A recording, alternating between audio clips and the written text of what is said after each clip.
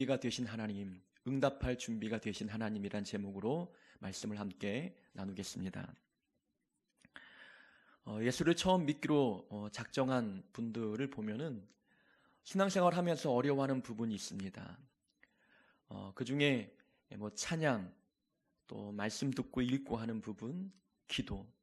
이 중에서 가장 어려워하는 부분은 기도인 것 같습니다. 찬양을 따라 부르는 것은 찬양에는 그래도 멜로디가 있기 때문에 평소에 모든 사람들이 학창 시절을 통해서라든지 가정에서든지 아니면 노래방을 통해서든지 멜로디에 익숙해 있습니다. 그래서 찬양을 노래로 생각을 해서 멜로디를 따라 부르면 찬양을 부르는 데에는 크게 어려움을 느끼지 못하는 모습들을 보았습니다. 말씀을 듣고 읽는 것도 그냥 앉아서 말씀을 듣고 또 성경 읽을 때에 좋은 말씀을 듣고 읽으니까 본인에게 도움이 되니 그 말씀을 듣고 읽는 부분에 대해서도 거부감을 느끼지 못합니다. 근데 기도하는 부분은 상당히 어려워합니다. 왜 그런가 가만히 많은 사람들과 대화도 해보고 또 새가족들을 맡으며 또 교육하다 보니까 이 기도라는 것은 예수 믿는 분들은 하나님의 존재를 믿고 있지 않습니까? 하나님이 살아계시기 때문에 지금 하나님께서 내 마음 안에 그리고 내 앞에 계심을 생각하고 또 믿고 그분과 대화한다는 생각을 하니까 우리에게는 그 기도가 어렵지 않지만 이제 예수 믿기로 작정하고 교회 나온 분들은 하나님의 살아계심조차도 경험해보지 못했고 느끼지 못하는 겁니다. 그러니 그가 하는 기도는 허공에 대고 혼잣말 하는 것 같은 느낌이 드는 거예요. 그러니까 혼잣말 하는 게 얼마나 좀 부정적인 사람 눈에 볼 때에는 참 이상한 모습처럼 보일 수 있는 것이죠. 본인이 허공에 대고 말하는 자신의 모습을 제3자의 눈처럼 이렇게 자기를 바라볼 때에 그 모습이 굉장히 어색하고 불편한 겁니다. 거부감이 있는 거예요. 기도라는 것은 하나님의 살아계심을 인정하고 믿지 않는 자들에게는 굉장히 어려운 부분이라는 것을 깨닫게 됩니다. 기도만큼 하나님을 경험할 수 있는 가장 확실한 방법도 없는데 기도조차 시도조차 하지 않으려고 하니 하나님을 경험하는 것도 어렵고 기도의 능력을 체험하는 것은 더더욱 어렵다는 것입니다. 그래서 삶의 문제를 만나면 믿는 자들은 기도하지만 기도의 능력을 알지 못하는 자들은 기도의 방법은 너무 해결책이 멀리 있는 것 같습니다. 그러다 보니 자기가 가지고 있는 힘과 지식과 지혜 또 지인들의 힘을 빌려서 문제를 해결하고자 하고 때로는 믿음의 사람 목회자를 찾아와서 상담을 통해서 문제를 해결하거나 본인이 기도하기보다는 누군가에게 기도 부탁을 함으로 자기의 문제를 해결받고 싶어하는 모습들을 보았습니다.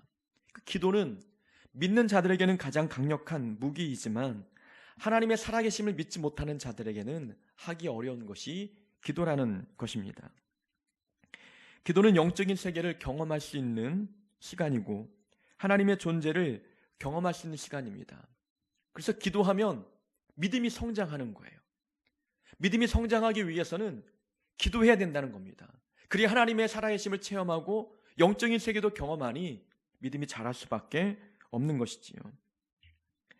우리가 기도할 때 가장 기억해야 될 부분이 있습니다. 그것은 기도하면 하나님께서 분명히 응답하신다라는 확신을 갖고 기도해야 합니다. 기도하면 하나님께서 응답해 주실 것이다. 이런 확신이 없으면 기도의 힘을 잃어버리게 되는 거예요. 기도하다가 쉽게 포기해버리는 일들이 있다는 것입니다.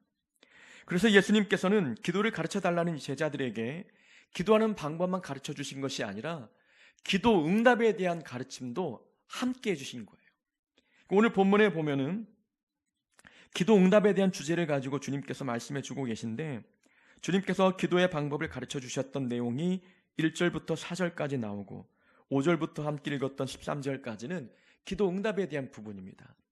이 구절을 보면은 어떻게 기도하는지를 가르쳐 주시고 그 뒷부분에 기도 응답에 대한 내용을 또 연이어서 기록하고 있다는 것이죠. 이 구조, 이 배열만 보더라도 우리가 두 가지를 알 수 있는데 하나는 주님이 가르쳐 주신 기도의 방법대로 기도하면 응답이 있다는 겁니다. 이 배열을 통해서 우리가 그 교훈을 찾아볼 수 있는 것이고 또 하나는 기도할 때에 기도의 확신, 응답받을 수 있다고 하는 분명한 확신을 갖고 기도해야 그 기도가 응답된다는 것을 우리에게 가르쳐주고 있는 것입니다. 우리는 기도할 때 생각이 너무 많습니다. 기도 응답의 가능성을 우리는 미리 예측하면서 기도할 때가 있지 않습니까? 내가 기도하면서 이 기도가 과연 응답될까? 내가 너무 허무맹랑한 기도를 드리는 게 아닐까? 너무 현실적으로 이루어지기 불가능한 제목을 갖고 기도하는 게 아닐까? 그런 생각이 들 때가 있어요. 한편으로는 내 직분에 어울리지 않는 기도 제목을 가지고 간구하고 있구나. 내가 여전히 이 부분을 아직까지 하나님께 맡기지 못하고 아직까지 이 부분, 이 기도의 수준에 머물러서 이런 기도밖에 하지 못하고 있구나. 스스로 그렇게 생각을 하며 기도를 중단하고 포기할 때가 있다는 것입니다. 혹시 내가 드린 기도가 욕심에서 발언한 기도가 아닐까? 여러 가지 생각이 많다 보면은 기도가 잘 안 되는 겁니다. 저도 마찬가지예요. 기도하다 보면은 체면 차릴 때가 많아요. 목회자인 내가 이것밖에 기도 내용이 이것밖에 되지 않는구나. 그런 생각이 들 때가 많다는 것이지요. 믿음이 제일 좋아야 할 목회자가 이 부분도 하나님을 의지하고 믿지 못해서 이걸 여전히 하나님 앞에 간구하고 부르짖고 있구나. 체면 차릴 때가 많습니다. 그런 생각이 들면 기도하다가 힘을 잃어버리게 되는 거예요.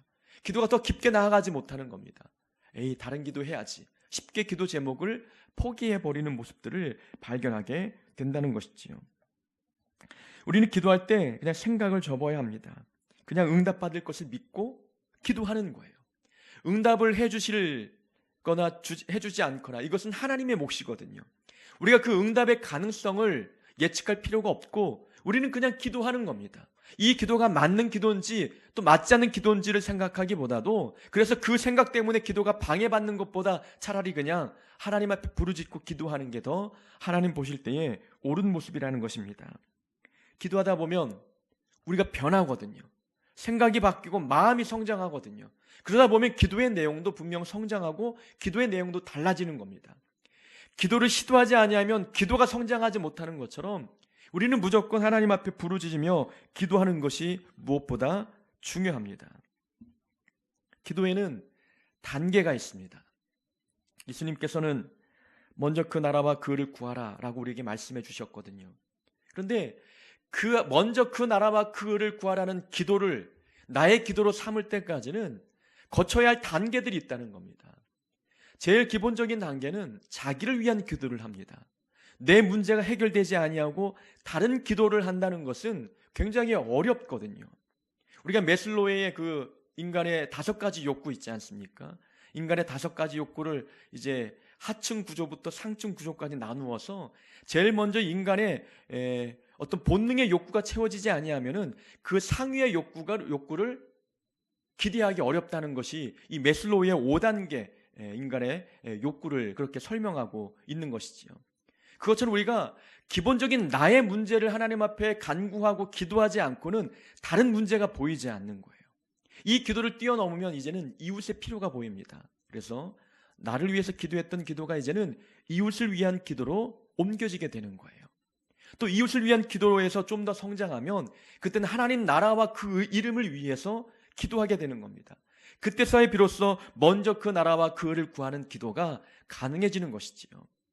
1단계와 2단계를 거치지 않고 3단계의 기도를 하면 얼마나 좋겠습니까? 그러나 우리가 성장해 가는데 단계가 필요한 것처럼 기도도 단계가 필요한 거예요.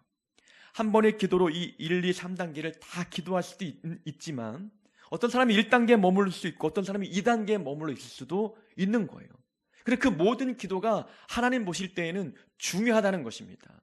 기도 안 하는 게 문제이지 몇 단계에 머물러 있는가는 그렇게 중요하지 않습니다. 주님이 기도의 방법을 가르쳐 주실 때에 일용할 양식을 위해서 구하라 말씀하셨잖아요. 하루 먹을 양식도 기도로 구하라는 겁니다. 내게 필요한 양식조차 하나님께 기도로 구하라고 하는데 그 이외에 필요한 것들 하나님 앞에 간구하는 게 무슨 잘못된 기도겠느냐라는 것입니다. 가장 의식주 필요한 부분까지도 하나님께 간구해서 얻어내는 이것 또한 우리에게 필요한 믿음이다라는 것을 기억해야 되는 것입니다. 이렇게 기도의 단계를 거치다 보면 응답을 경험합니다. 모든 기도의 응답을 경험하면 신앙이 성장하게 되어 있습니다. 기도 응답은 믿음을 잘하는데 가장 중요한 자양분이 되거든요. 그러니까 기도를 통해서 응답을 경험하면 믿음이 자라고, 믿음이 자라면 기도의 내용도 좀 더 폭넓어지고 이웃과 세계를 품는 기도가 가능해지는 법이죠. 오늘 본문은 그래서 예수님께서 기도 응답에 대한 주제를 가지고 우리에게 말씀해 주고 계십니다. 하나의 주제는 기도 응답에 대한 주제를 말씀하고 있지만 오늘 본문 속에는 세 가지의 비유가 나옵니다. 그 첫 번째 비유는 간청하는 친구의 비유이지요. 이 간청하는 친구의 비유의 줄거리를 잠깐 설명해 드리면, 한 친구가 여행 중에 늦은 밤에 친구 집을 방문했습니다. 유대인의 풍습 중에 하나는 친구나 누구 손님이 방문하면 극진히 대접하는 것이 유대인의 손님 맞는 풍습이었어요.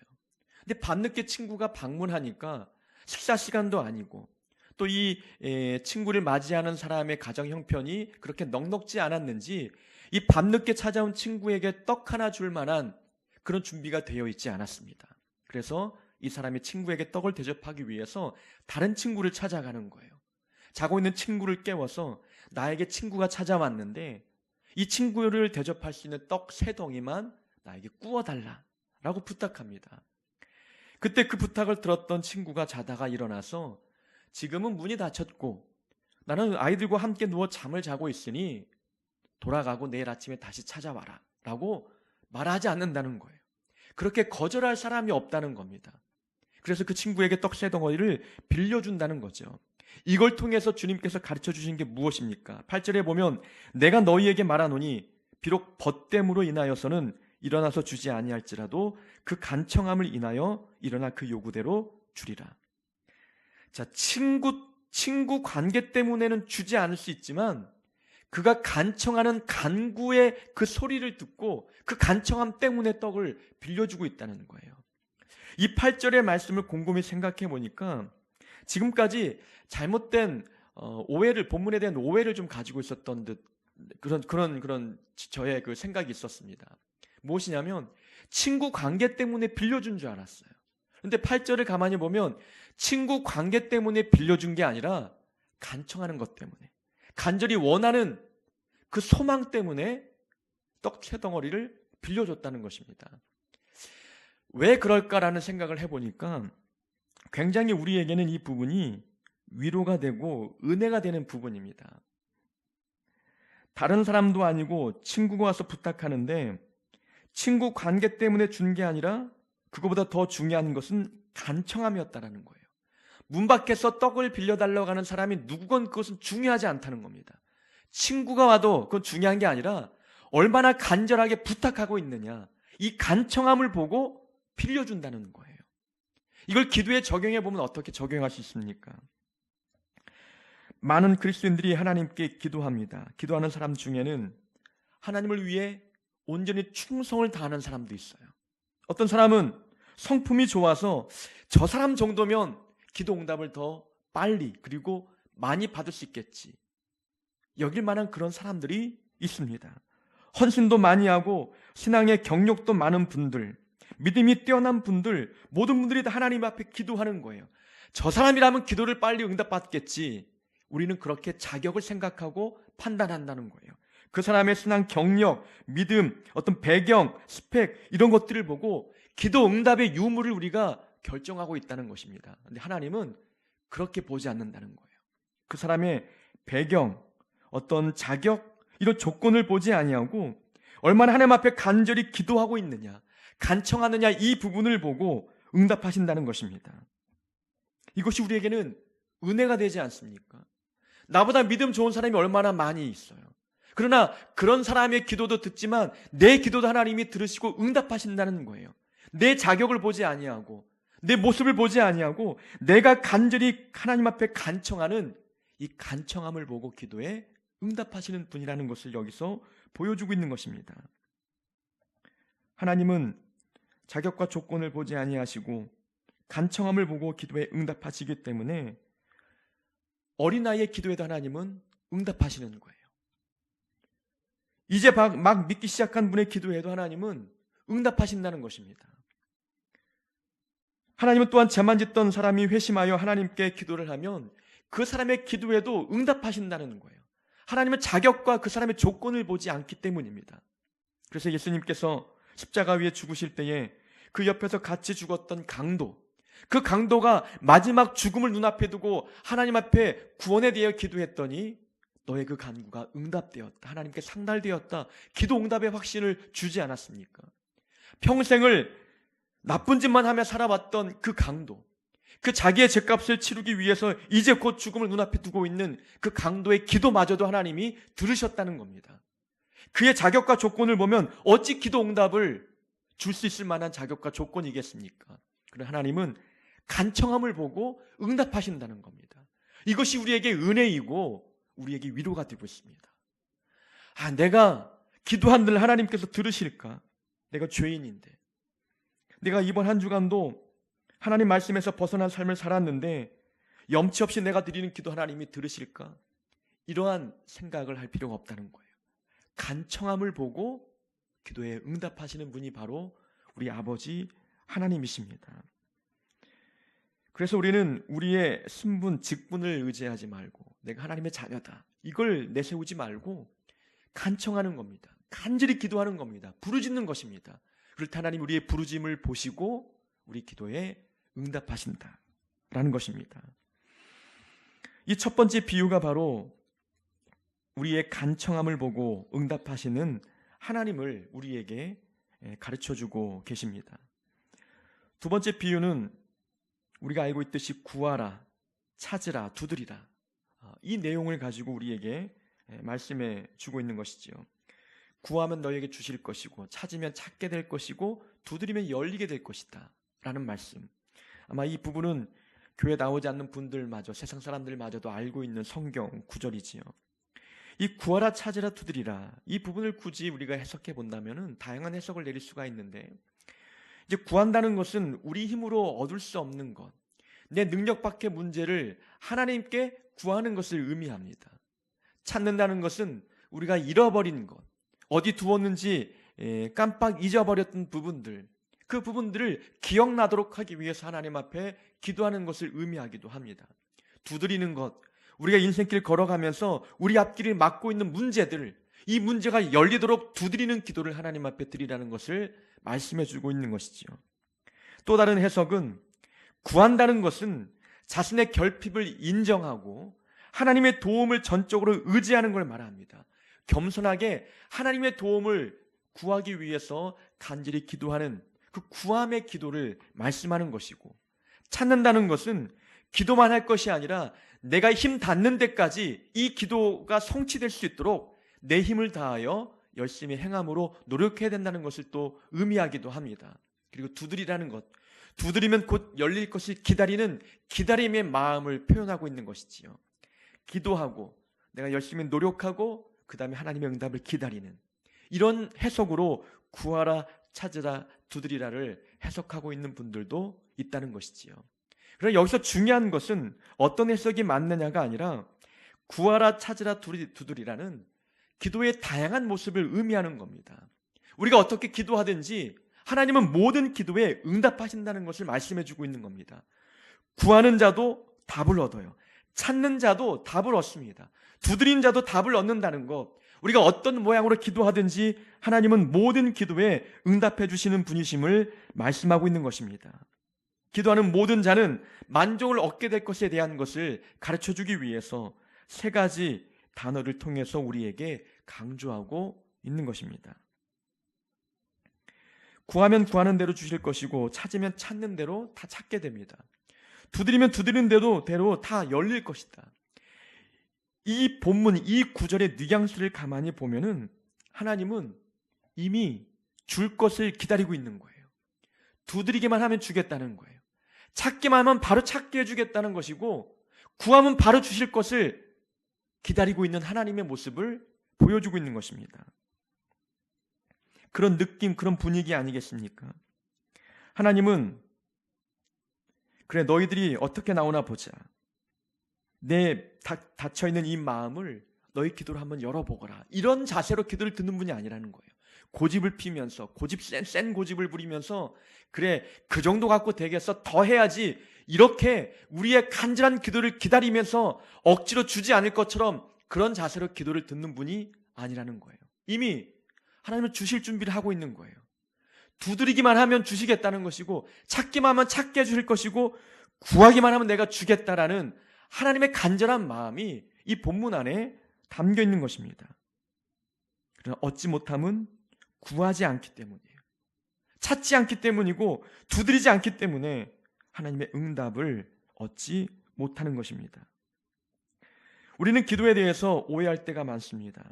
기도는 하나님을 설득하는 작업이 아니에요. 하나님은 이미 마음을 열고 우리에게 주실 준비를 하고 있는 분이라는 겁니다. 기도는 하나님의 마음을 열고 하나님을 설득하는 그런 기도가 아닙니다. 기도는 하나님을 바꾸는 게 아니라 나를 바꾸는 것이고 기도 응답을 하나님께서 주실 때에 그 응답을 받을 믿음의 그릇을 준비하는 시간이 기도라는 거예요. 하나님의 주머니를 열어서 내게 주실 복들을 꺼내오는 그렇게 하나님을 설득하는 기도가 아닙니다. 하나님을 준비시키는 것이 아니라 내가 준비되는 시간이 기도인 거예요. 하나님 내가 기도할 테니 곧 나에게 응답을 주실 것을 좀 준비하시고 기다리십시오. 그렇게 하는 게 아니라는 겁니다. 하나님은 이미 주시려고 하고 계셔요. 지금 막 주머니에서 우리에게 주실 복을 꺼내시고 우리가 구하고 찾고 두드리기만 하면 바로 우리에게 주실 준비를 하고 있습니다. 준비는 우리가 안 돼 있는 거죠. 받을 준비. 내게 응답해 주실 때에 내게 주신 하나님의 복을 바르게 사용할 마음의 준비, 믿음의 준비가 아직 안 돼 있는 겁니다. 그러니까 기도는 하나님을 바꾸는 작업이 아닌 나를 바꾸는 작업이고 하나님을 준비시키는 작업이 아니라 내가 준비되는 작업이 바로 기도 시간입니다. 그래서 기도는 믿음의 그릇을 준비하는 시간이고 내 마음의 그릇을 준비하는 시간임을 기억해야 되는 것입니다. 세 번째 비유는 아들이 생선을 달라 하면 뱀을 줄 자가 어디 있으며 알을 달라고 하는데 전갈을 줄 아버지가 어디 있느냐 라는 이 구절을 통해서 기도 응답에 대한 확신을 다시 한번 우리에게 가르쳐주고 계시지요. 마태복음에도 동일한 본문이 등장하는데 마태복음에는 이 마지막 비유를 좀 달리 표현했습니다. 마태복음에는 떡을 달라 하면 돌을 줄 자가 어디 있고 생선을 달라 하면 뱀을 줄 자가 어디 있느냐라고 기록되어 있습니다. 근데 누가복음에는 생선을 달라 하는데 뱀을 줄 자가 어디 있고 알을 달라 하는데 전갈을 줄 자가 어디 있느냐라고 좀 달리 표현하고 있는 거죠. 표현이 다른 것이지만 그 의미는 똑같은 거예요. 하나님 아버지는 자녀가 구하는 모든 기도에 엉뚱한 것으로 응답하는 분이 아님을 가르쳐주고 계시는 것입니다. 생선과 뱀은 좀 비슷하게 생겼거든요. 생선을 닮은 뱀이 있잖아요. 장어 아니면 뭐 뱀장어, 미꾸라지 이런 부분들. 또 전갈이 꼬리를 말고 있으면 알처럼 보이는 거예요. 그러니 알을 달라 하는데 알처럼 생긴 전갈을 주지 않는다는 것입니다. 근데 오늘 구절을 보면은 두 가지를 강조하고 있는데 아버지를 강조하고 있어요. 아버지가 자녀가 구하는데 엉뚱한 것으로 줄 아버지가 어디 있느냐. 다시 말하면 우리 기도를 들으시는 분은 바로 아버지라는 겁니다. 하나님은 아버지의 입장으로 아버지의 마음으로 우리의 기도를 들으시는 분임을 가르쳐주고 있는 것입니다. 이것은 매우 중요한 것이거든요. 만약 하나님께서 아버지의 입장이 아닌 재판장의 입장으로 우리 기도를 들으신다면 어떤 차이가 있겠습니까? 재판장의 입장에서 들으시면 그래 네가 구하는 기도 내용이 그렇구나. 그러나 그 기도 내용에 대한 응답을 네가 받을 자격이 되는지 내가 한번 검토해 보겠다. 우리가 기도 응답을 받을 자격이 되는지 안 되는지를 판단하는 재판장의 입장에서 기도를 들으신다면 기도 응답을 받을 자가 몇 명이나 되겠습니까? 근데 아버지는 그렇지 않거든요. 자녀가 구할 때에 이 자녀가 구하는 것을 받을 만한 자격과 조건과 행함이 있었는지를 따지고 주는 아버지가 어디 있겠느냐라는 겁니다. 필요하기 때문에 구하고 필요한 것을 아시기 때문에 하나님께서 주시는 겁니다. 아버지의 마음이 있으시기 때문에 아버지 입장에서 기도를 들으시기 때문에 우리가 쉽게 빠르게 응답을 받을 수가 있는 것이지요. 자녀들은 부모에게 많은 것들을 요구하고 원합니다. 때로는 땡깡도 피우고 고집도 피웁니다. 그런 모습을 볼 때에 어떤 부모가 필요한 것을 구하는 자녀에게 엉뚱한 것을 응답하고 그걸 받을 만한 자격과 그걸 받을 만한 행함이 되지 않는다고 야단치며 돌려보내는 부모가 어디 있겠습니까? 그 모습을 이쁘게 여기고 귀하게 여기고 사랑스럽게 여겨서 정말 필요한가? 정말 필요해서 구하는 걸까 고민하며 이 자녀에게 이것을 줄 때에 얼마나 기뻐할까? 그것을 생각하고 주는 분이라는 것입니다. 어제 아들 방을 청소하면서 책장 위에 쌓여진 먼지를 청소하기 위해서 좀 의자 위에 올라가서 닦는데 그 책장 위에 아들에게 사줬던 많은 장난감들이 있는 거예요. 드론, 그리고 자전거 헬멧 2개나 있고 뭐 게임할 때 마블 게임 같은 거 다 있는 거예요. 한 번도 아들이 사달라고 졸라서 사준 게 아니라 생일 때 제가 사주고 싶어서 사준 거예요. 청소하면서 왜 사줬는데 잘 안 가지고 노니 섭섭한 마음으로 아빠가 사줬는데 그런 마음으로 이제 대화하는 거예요. 그렇게 이 자녀에게 주고 싶은 마음이 아버지의 마음이라는 것입니다. 그러니까 하나님은 이런 아버지의 마음으로 우리의 기도를 들으신다는 것이 우리에게는 얼마나 큰 은혜가 되는지 우리는 기억해야 되는 것입니다. 너희 중에 아버지 된 자로서 누가 아들이 생선을 달라 하는데 생선 대신에 뱀을 주겠느냐? 하나님은 우리의 아버지이시기 때문에 그런 아버지의 마음으로 우리의 기도를 들으시기 때문에 우리가 간구하는 기도에 속히 응답해 주신다고 우리에게 말씀해 주고 계십니다. 너희가 악할지라도 좋은 것을 자식에게 줄 줄 알거든 하물며 너희 하늘 아버지께서 구하는 자에게 성령을 주시지 않겠느냐. 근데 마태복음에서는 이 부분이 약간 다릅니다. 너희 하늘 아버지께서 구하는 자에게 좋은 것을 주지 않겠느냐라고 말씀하고 있어요. 그러니까 이 본문에서 강조하는 것은 하나님은 아버지 입장에서 우리의 기도를 들으시는 분이시고 우리의 기도에 응답하실 때에 좋은 것으로 응답하는 분이다라는 것을 강조하고 있는 거예요. 마태복음에서 좋은 것으로 응답하지 않겠느냐라고 말씀하고 있고 누가복음에는 아버지께서 구하는 자에게 성령을 주시지 않겠느냐. 이거를 연결해서 해석해 보면 뭡니까? 우리에게 좋은 것이 뭐예요? 성령 충만이라는 겁니다. 우리가 기도할 때 하나님은 좋은 것으로 응답하는데 우리 인간에게 가장 좋은 것은 성령님을 주시는 거예요. 성령을 선물로 우리에게 주시는 것이 우리에게 가장 좋다는 겁니다. 기도하면 성령 충만해지는 거예요. 성령 충만해지면 모든 것이 해결된 것 같지 않습니까? 고난과 환난에서 우리가 성령 충만해 보십시오. 이 고난과 환난이 지나가지 않아도 기쁨으로 이 고난과 환난을 이길 수가 있습니다. 삶의 결핍 가운데서도 성령 충만하면 기쁨으로 이 모든 부족한 부분들을 승화시켜 나갈 수 있습니다.